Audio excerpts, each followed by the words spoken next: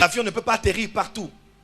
Parce que dans la ville, dans l'urbanisation, il y a des lieux spécifiques qu'on a prévus pour être des pistes d'atterrissage. Si vous avez déjà voyagé, vous savez, lorsque vous êtes en train de survoler une ville et prêt à atterrir, on vous demande de reprendre vos places, serrer vos ceintures, ainsi de suite. On vous demande d'ouvrir les fenêtres au cas où vous les avez fait descendre. Et quand vous regardez, vous allez voir peut-être qu'il y a les champs, qu'il y a des maisons, qu'il y a des concessions. Mais vous n'allez commencer à descendre que sur la piste d'atterrissage qui s'appelle aussi la piste de décollage. Et si cela est le cas pour un avion, mes frères et sœurs, je vous en supplie dans les compassions de Christ. Écoutez-moi très bien. L'avion du prophétique descend sur la piste d'atterrissage qu'on appelle l'intercession. Je ne t'emmène pas ici à recevoir les yeux qui s'ouvrent afin de faire de puissants services. Je t'emmène ici dans la vie d'un prophète sans être prophète de ministère.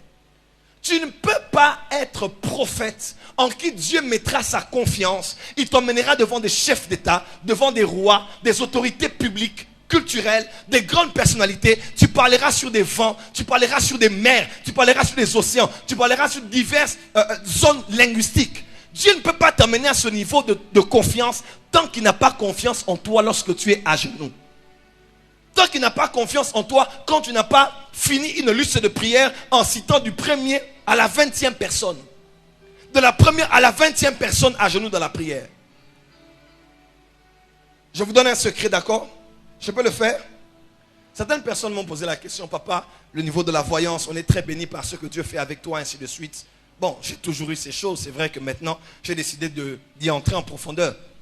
Mais ces choses que je fais ont eu une maternité. C'est la maternité de l'intercession. Dieu m'a dit, tu vas maintenant prendre le temps de commencer à prier pour les gens. C'est ainsi qu'avant le culte le dimanche, vendredi, samedi, dimanche, je suis en prière. Pourquoi en prière? Je ne prie pas pour que Dieu m'utilise puissamment. Je prie avec des noms des personnes. J'intercède avec des noms des personnes. Quand cette famille est venue de Brazzaville, ils sont venus. 4 heures déjà, j'étais debout. J'avais des horribles maux de tête la nuit du samedi au dimanche. Je n'ai même pas pu dormir. Ma tête frappée, j'avais très très mal. Je n'ai même pas pu travailler au maximum parce que j'étais tellement mal toute la nuit. Je sens même comme si c'était des oppressions. Depuis la nuit. Et à 5 heures, j'ai commencé à prier, Seigneur, voilà les noms des personnes qu'on m'a données qui viennent de Brazza. Et quand j'ai commencé à prier, l'Esprit du Seigneur m'a emmené à Brazza.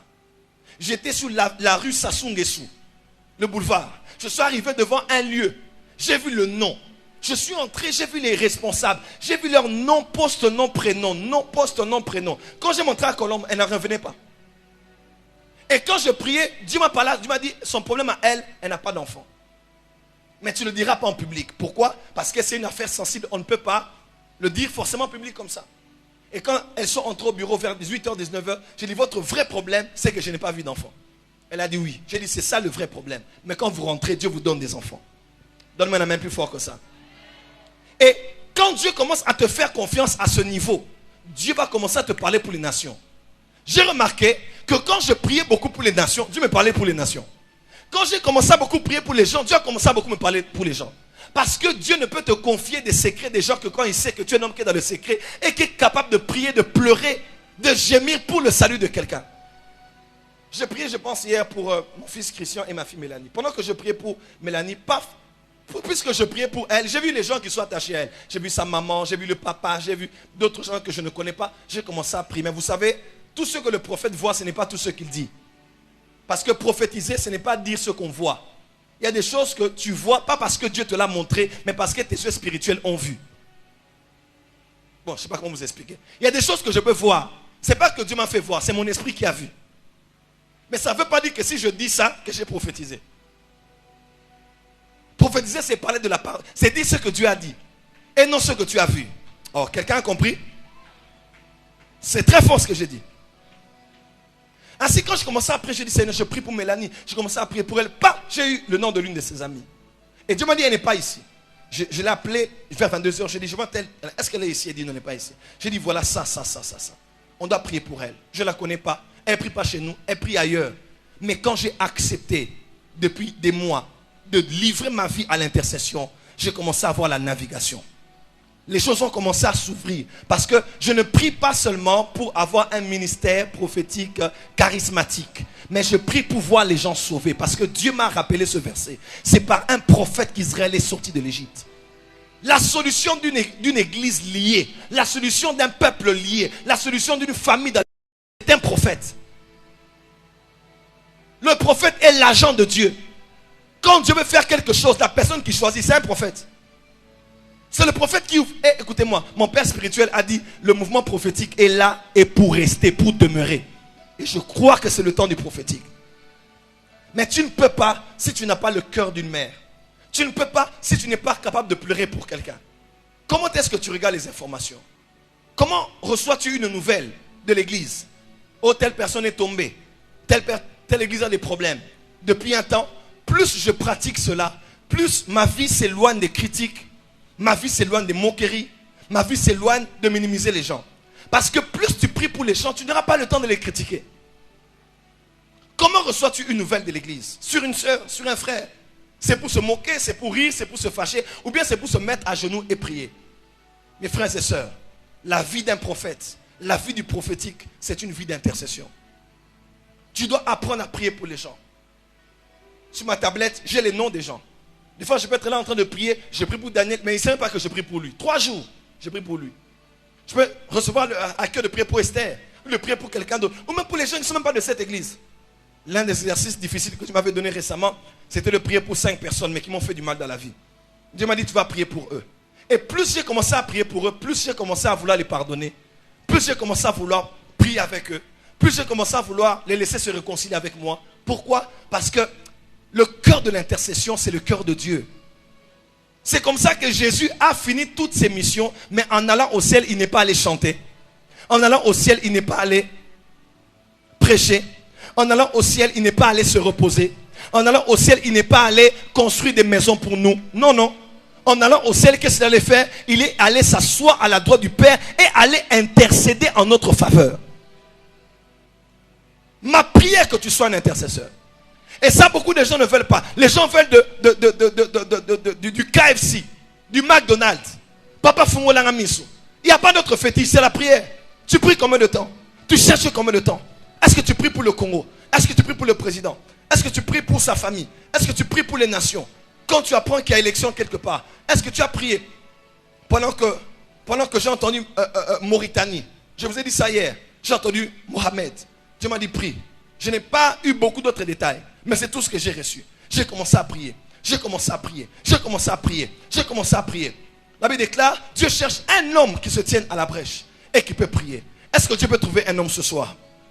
La vie du prophétique, c'est la vie de la prière. Tu ne pries pas pour toi, tu pries pour les autres. Il y a même des gens qui vont te dire, mon frère, intercède pour toi, intercède pour ta vie. Ça veut dire quoi? On n'intercède pas pour les autres. Dès qu'on commence à parler d'intercession, on enlève le curseur sur sa vie.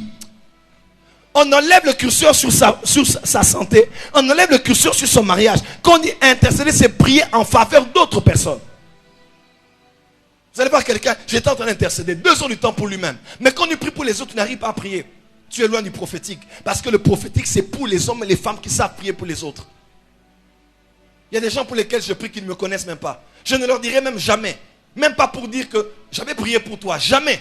Je sais qu'au ciel, j'aurai une récompense. Parce que j'ai été à genoux, dans les pleurs, dans le gémissement, dans la prière pour eux, du lundi au dimanche. Tiens la main de ton voisin, dis, laisse-moi prier pour toi. Dis à ton voisin, laisse-moi prier pour toi. Dis à ton voisin, laisse-moi prier pour toi. Voyez-vous, Dieu parle à Abraham et Abraham commence à intercéder pour Sodome et Gomorrhe. Dieu parle et le prophète commence à intercéder. Dieu parle et le prophète commence à intercéder. Un prophète intercède et Dieu le parlera. Un prophète prophétise et Dieu prophétise et après il va intercéder. Des fois l'intercession précède le prophétique. Des fois le prophétique succède, le prophétique vient avant l'intercession. Mais il y a toujours mélange entre l'intercession et le prophétique. Parce que tout celui qui est capable de parler à Dieu d'un sujet se rend éligible à entendre la voix de Dieu à ce sujet. Combien de temps tu pries, tu passes le temps pour prier? Remarque bien, toutes les choses pour lesquelles tu mets ton cœur, la main de Dieu vient dessus. Tu as déjà remarqué? Quand tu commences à prier beaucoup pour les malades, t'intéresser à ça, Dieu t'utilise pour la guérison. Quelqu'un a déjà vu ça? quand tu commences à t'intéresser aux autres, comme actuellement, ma prière est sur les familles. Ça fait quelques mois, je suis allé en prière, j'ai vu ma famille, la famille de mon père, notre lignée, la famille de ma mère. Dieu m'a dit, tu vas combattre ces choses. Quand j'ai commencé à prier, j'ai réalisé combien même des serviteurs de Dieu ont des combats. Leur destinée est combattue à cause des réalités des familles. Alors à partir de ce dimanche, on va entrer dans les familles. Et c'est comme ça que la plupart des services de voyance que je fais par la grâce de Dieu tournent autour des familles. Dieu parle de l'un, il parle du cousin, de la cousine, du frère, du soeur. Pourquoi? Parce que mon cœur a commencé à se livrer aux familles. Parce que j'ai réalisé combien ma propre vie avait été combattue. Pas parce que les gens ne m'aimaient pas, mais parce qu'il y avait des réclamations dans ma famille. Dieu ne t'utilisera que là où tu as mis ton cœur. Je te parle ici, pas d'un homme qui fait les services prophétiques. Je te parle de vivre comme un prophète. D'être un homme de l'intimité, un homme de la chambre à coucher de Dieu. Dieu est capable de t'appeler, de te dire, tu vois pourquoi lui il vit comme ça? Parce qu'il a eu ça. Ça n'a rien à voir avec un message que tu iras lui donner. Ça a tout à voir avec une grossesse spirituelle que tu devras enfanter.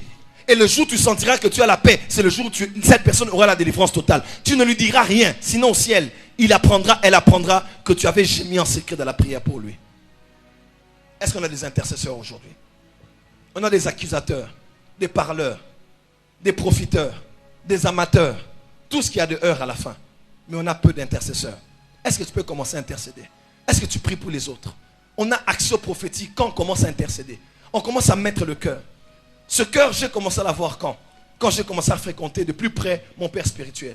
Il m'a dit, Joël, mon premier ministère, ce n'est pas le prophète, c'est l'intercesseur. Il dit, tu vois, au bureau là, au coin, je peux être là à genoux pendant 16 heures du temps en train de prier. Et quand tu entends ça, tu demandes à ces gardes du corps, ils te disent oui. Papa peut être là, il prie. Il prie 1 heure, 2 heures, 5 heures, 6 heures, 10 heures, 15 heures, 16 heures. Il prie pour les gens qui viendront vendredi. Il prie pour les gens qui viendront dimanche.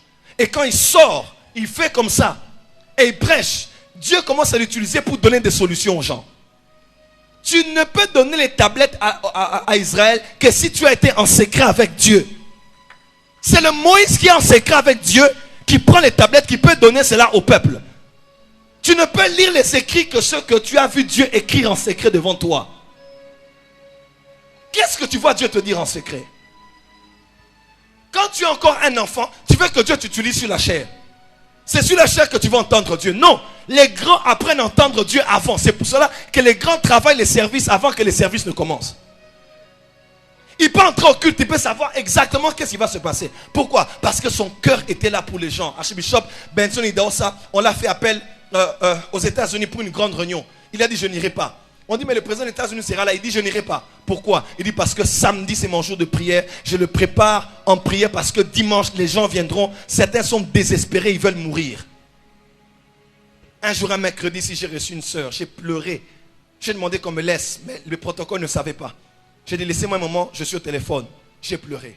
J'ai pleuré. J'ai pleuré. J'ai pleuré. J'ai pleuré. J'ai pleuré. J'ai dit ah Seigneur pourquoi? Peut-être qu'elle est là, mais vous ne saurez même pas. C'est une soeur qui est venue, elle m'a dit, papa, je souffre tellement, ma vie est dure, tellement. Pas de papa, maman, famille, études, rien ne marche. Une jeune fille comme toi, rien. Je ne sais pas étudier, je ne sais pas travailler, j'ai rien, pas d'argent. Elle a connu un homme, l'homme l'a engrossé.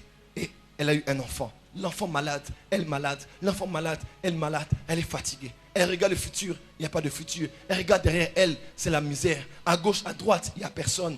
Elle a regardé, elle a dit Seigneur, je vais mourir. Mais si je meurs, si je prends le poison, je meurs, mon enfant va rester souffrir dans le monde. Elle a pris cet enfant, elle a pris le poison, elle a donné à l'enfant le poison. L'enfant a pris le poison. Elle aussi, elle a pris le poison. Elle a bu le poison. Pourquoi? Elle voulait mourir avec l'enfant. Et bizarrement, l'enfant est mort sur le champ. Mais elle, malgré tout ce qu'elle avait pris, elle n'a pas pu mourir. Elle est emmenée à l'hôpital, elle était mourante. Et aujourd'hui, elle vit avec de la conscience de fait qu'elle avait tué son enfant. Quelqu'un de comme ça vient à l'église et toi tu passes ton temps à la télévision. Tu passes ton temps sur internet. Tu passes ton temps avant le culte en train de blaguer, rire avec les gens. Alors qu'il y a des gens qui ne viennent, ils quittent de loin. Ils viennent là, ils se disent même que j'entende même une parole, que je reçoive même quelque chose. Pendant ce temps-là, toi tu manges, toi tu dors. Tu vois comment nous blaguons? Dieu ne peut pas t'utiliser à un niveau comme tu vois ces grands hommes de Dieu là que tu admires. Tant que tu n'as pas un cœur qui commence à prier pour des gens. Il y a des gens qui sourient ici mais qui pleurent à l'intérieur. Il y a des gens dont les parents ici ont le sida. Les enfants ont le sida. Il vient à l'église mais il ne dira à personne. Il attend seulement le jour où le Dieu de son père va le visiter. Mais toi, papa, tu dors, tu joues, tu es sur Facebook, Instagram, et ainsi de suite. Il y a un temps pour toute chose sous le soleil. Et maintenant, si tu dois être prophétique, tu dois apprendre à consacrer ta vie à prier pour les autres. Papa, je t'écris, tu ne réponds pas. Papa, je t'ai laissé un message. Je n'ai plus le temps pour ça. Je répète, je n'ai plus le temps pour ça. D'ailleurs, je vais changer de numéro. Je n'ai plus le temps. Comment je vais être là pour toujours en train de parler? Tu vas bien? Oui, papa. Papa, vraiment, c'était comme ci, comme ça. Ça m'amène quoi?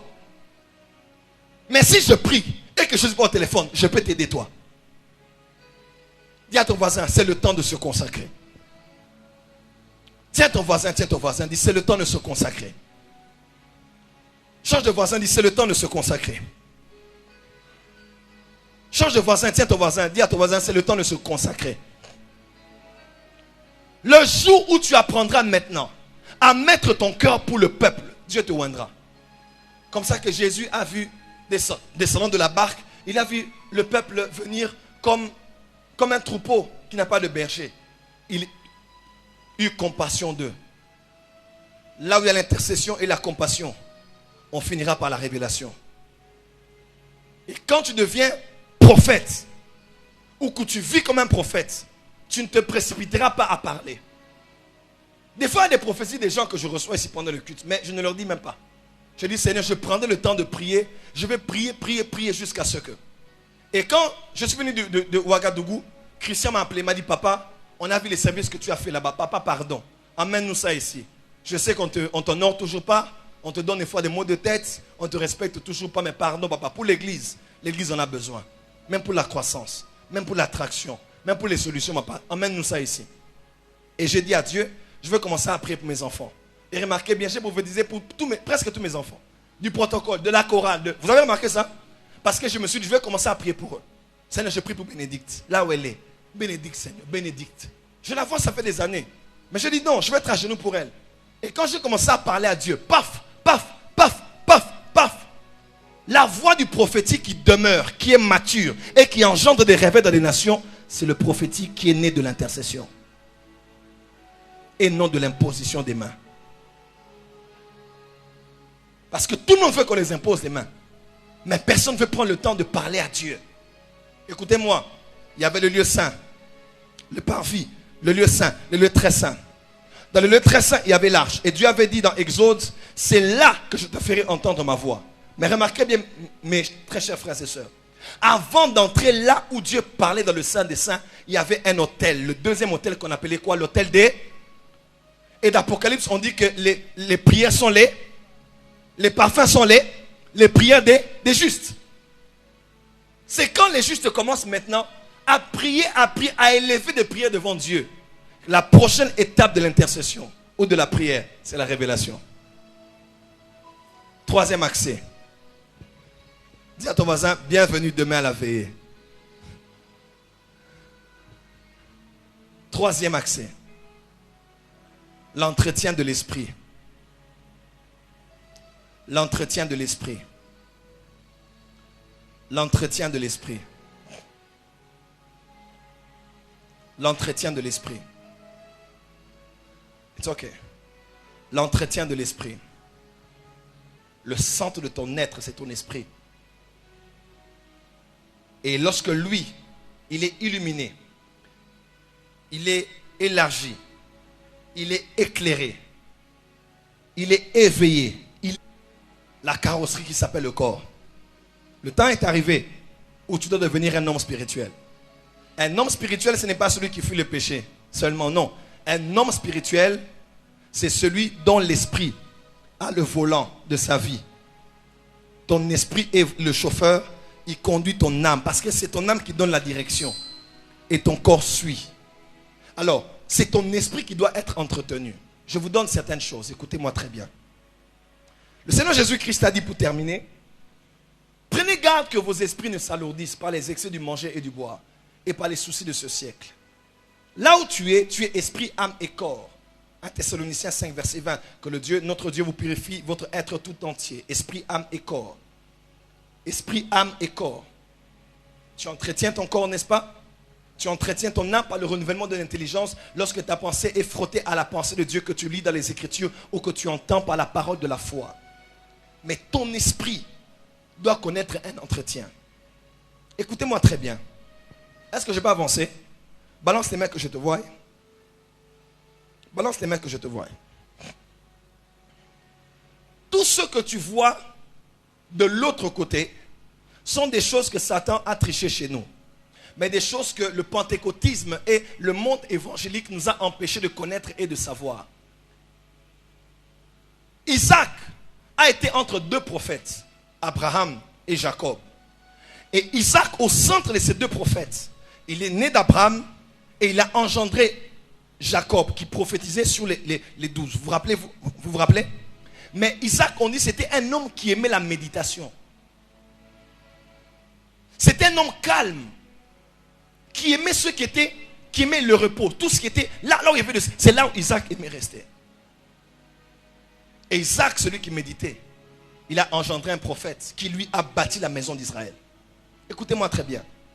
Quand on parle du yoga par exemple, le yoga est une très bonne porte pour le monde ésotérique et occulte. Mais quand on parle de yoga, même étymologiquement, ça veut dire attaché à ou bien lié à.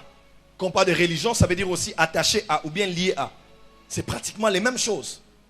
Dans le yoga ou dans toutes ces autres choses, j'enseigne le yoga ici, non. Je vous dis seulement que même ces gens-là, ils ont compris que par des exercices physiques, par des exercices de la maîtrise du corps, par une position que l'on maintient pendant longtemps. Quelqu'un m'entend? Par des exercices de respiration, ou même par le fait de pouvoir jeûner, se priver de la viande ou de ceci ou de cela, ils savent que maîtriser le corps, de tuer le corps, permet à l'esprit de pouvoir s'émanciper. C'est ainsi que vous allez voir ces personnes arriver à un point où leur esprit est tellement illuminé, monte tellement qu'en contact avec d'autres entités spirituelles, le corps peut commencer à léviter.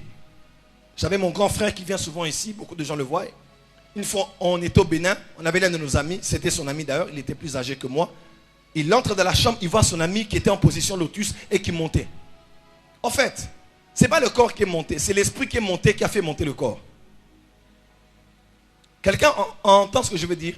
Dieu m'a permis d'aller de l'autre côté pour savoir que ces gens-là ont compris ce que nous ne comprenons pas.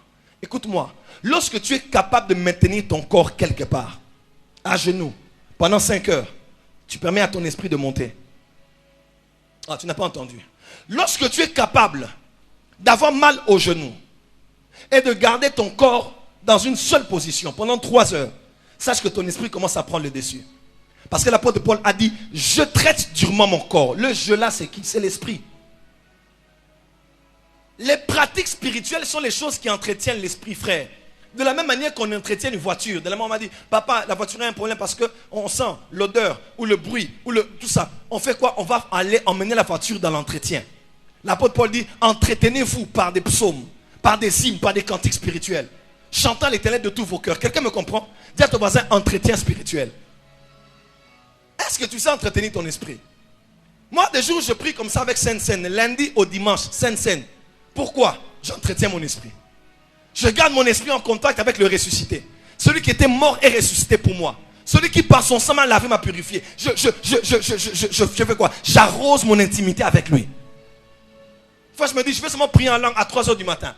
3 heures, pas. Les kamayase, la labasso, les kataba, rabababa. Ça n'a rien à voir avec Dieu. Dieu est sur son trône, il m'aime et il va m'utiliser. Mais la dimension dans laquelle Dieu t'utilise est déterminée par la dimension dans laquelle toi tu te prépares. Josué 3, versets 5 à 7. Sanctifiez-vous parce que l'Éternel va faire des choses étonnantes au milieu de vous. Ta consécration détermine ton utilisation. Ça, je vais expliquer ça demain la veille. Dis à ton voisin, entretiens ton esprit. Quelles sont les choses que tu fais pour entretenir ton esprit? Il y a même des fois, je prends juste la Bible. Je commence à lire tout un chapitre. Des psaumes, d'un psaume prophétique ou messianique. Je lis. Je fais quoi? J'entretiens mon esprit. Parce que la parole de Dieu qui est esprit, en contact avec mes oreilles, ça entre. Ça crée quelque chose. Je peux prendre un verset qui est trop prophétique. L'Éternel me réveille pour entendre, comme un disciple qui entend chaque matin. Ce verset-là, je le lis.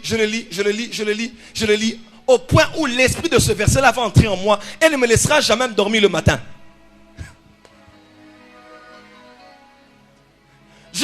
J'entends tellement le verset que ce verset ne me laissera plus dormir le matin. Pourquoi? Parce que j'ai appris par l'esprit de ce verset à écouter comme écoute un disciple chaque matin. Entretiens ton esprit. Tu es à la porte du prophétique. Ainsi ne laisse rien souiller ton corps, car ce qui souille ton corps va souiller ton esprit. Va alourdir ton esprit. Va maintenir ton esprit en dessin. J'aimerais prier pour vous. Est-ce que vous êtes prêts? Alors que je vais prier, il y a des choses bizarres qui vont se passer. Je sens. Il y a la présence de certains ici. Dieu est allé utiliser. Si tu n'es pas prêt à te donner toi-même pour être totalement utilisé par lui. Est-ce qu'ils vont vivre des expériences terribles? Ça ne va même pas prendre 10 minutes. On ne va même pas chanter de chansons. Commence. Voilà comment ça commence. Ça a commencé, ça a commencé. Ça a commencé. Dieu, alors que je parle, la gloire de Dieu va les emballer, va les emporter. Comme dans un truc. Et quand ces choses vont commencer, amenez-les devant. Prophète. Laisse qu'une nouvelle dimension de concept qui montre et qui révèle les choses cachées et secrètes viennent. Yes. On n'est pas un prieur parce qu'on prêche bien sûr. Elles sont à 14. Elles sont à 14. Amenez-les-moi. Père, toi que les Juifs appellent Hachem, car ton nom est trop saint pour être prononcé par des lèvres impures comme les nôtres. Père, que leur âme, leur esprit et leur corps montent vers toi. Et que dans une nouvelle dimension de consécration, c'est un homme, c'est une femme. Laisse qu'ils reçoivent, qu'elles reçoivent, maître. Non, j'aimerais que le volume de ta voix soit élevé. Lève la voix et prie plus fort, prie plus fort. Amenez-les tous ici devant, amenez-les tous. Je vais te voir prier, prie. Ne me regarde pas, tu vas me voir même après culte. Tu peux t'utiliser, mais tu dois te disponibiliser. À rester devant lui. Fille des prophètes. Voilà pourquoi les prophètes n'habitaient pas avec les hommes, ils habitaient dans les montagnes. Afin de vivre comme un moine. Afin de vivre loin du monde et de rester avec Dieu. Le prophétique ou vivre comme un prophète, c'est au-delà de dire je vois, j'entends. C'est cette vie totalement offerte à Dieu. Afin que par toi, ta vie soit utile entre ses mains. On n'avait pas culte ce soir, c'est vrai, mais Dieu savait qu'on allait avoir culte. Et toi qui as pu venir, regardez ce qui est en train de se passer.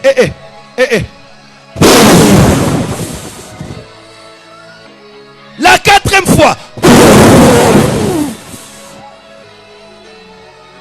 Ferme les yeux, la gloire est en train d'augmenter dans cette salle. La 6e fois. Il y a des gens qui vont entendre le son de la corne aux oreilles. Les gens vont entendre le son de la corne. D'autres vont recevoir les appels au ministère alors que je suis en train de parler. Alors que je vais souffler pour la 7e fois. Il y a des gens qui vont être immergés dans le fleuve de la prophétie.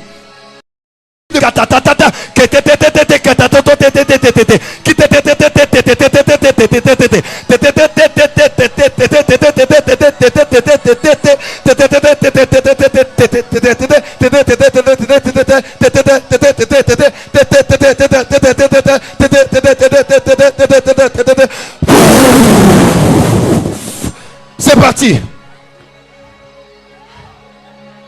C'est parti.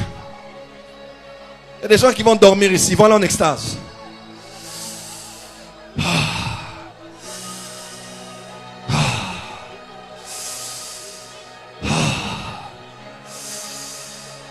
Je t'appartiens, Seigneur. Je ne m'appartiens pas, je t'appartiens. Il faut que la mort agisse en moi pour que la vie agisse en eux. Il faut que je sente la maladie en moi pour qu'eux reçoivent la guérison. Il faut que je subisse l'humiliation devant Dieu pour qu'eux vivent l'élévation de leur famille. Il y a des gens qui sentent des larmes vouloir couler. Laisse ces larmes couler. Dieu va faire de toi une femme pleureuse. Une femme de Sion. Une mère à Jérusalem. Dieu t'appelle à être une femme pleureuse.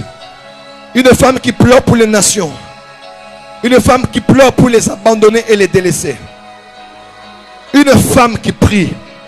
Un homme qui prie. Demain la veille, on sera là pour prier. On ne sera pas là que pour écouter des prophéties. ou pour recevoir l'onction, on viendra prier. La prophétie est ce que Dieu dit en réaction de ce que l'homme présente devant lui par des paroles. La prière, la prière, la prière, la prière, plus de prière, plus de jeûne, plus de solitude. Ferme les yeux, prie. Il n'y a rien de ce que tu veux voir que tu n'as jamais vu. Tu as déjà tout vu.